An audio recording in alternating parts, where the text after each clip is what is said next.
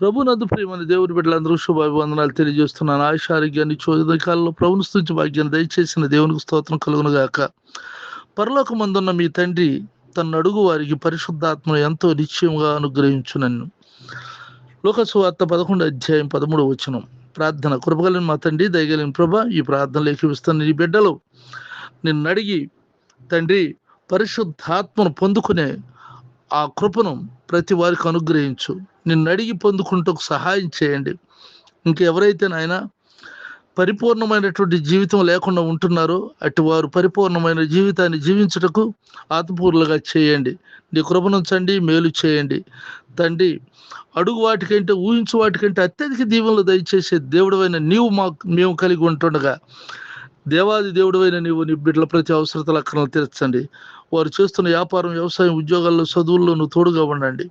ఈ 2వ తారీఖున నీ సన్నిధి నీ బిడ్డలకు తోడుగా ఉంచండి ప్రభు. వారి ఇంట్లో నుండి బయటకు వెళ్తున్న, బయట నుండి ఇంటికి వస్తున్న కాపుదల భద్రతలో ఉంచండి నాయన.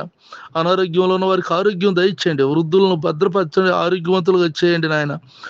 గర్భిణీ స్త్రీలకు సుఖప్రసవం దయచేయండి. సంతానం లేని వారికి సంతానం దయచేయండి. వివాహాలు కావాల్సిన బిడ్డలకు మంచి సంబంధాలను సమకూర్చండి.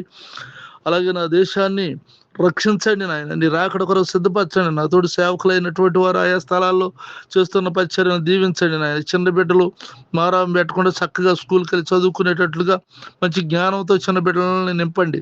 అన్ని విషయాల్లో వర్ధల చేయండి ప్రభా. అంతేకాక నా తండ్రి నాయన, అయ్యా అప్పులు బాధ, ఆర్థిక సమస్యలు ఎవరైనా ఉంటే అటు వారికి నాయన అప్పులు, ఆర్థిక సమస్యలు అన్నింటినీ తీర్చండి. నీ కృప ప్రతి వారికి తోడుగా ఉంచండి. ఇంకా రక్షణ లేని వారు ఉంటే రక్షణ దయచేయండి ప్రభా. నీ కృపలో వర్ధలు చేయమని దీవులతో మన యేసుక్రీస్తు పరిశుద్ధ నామములో ప్రార్థిస్తున్నాను తండ్రి. ఆమెన్. తండ్రి దేవుని దయ, ప్రభువైన యేసుక్రీస్తు వారి కృప పరిశుద్ధాత్మకు సన్నిధి నిత్యం తోడైనగాక. Amen, amen, amen.